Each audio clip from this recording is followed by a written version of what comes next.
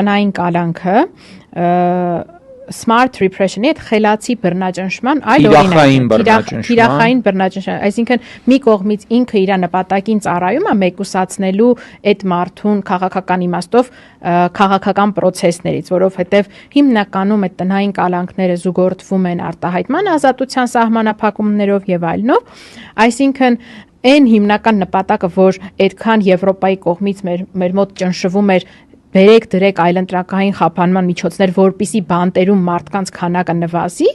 ամենևին այդպես չի եղել։ Այսինքն բանտային կալանքների թիվը չի պակասել, մի բան էլ ավելացել է, ու պլյուս դրան այն մարդիկ, այսինքն այն սկզբնական քանակը, որ կար, մոտապես առավոտը հրապարակել էր, մոտ 1900 սարք,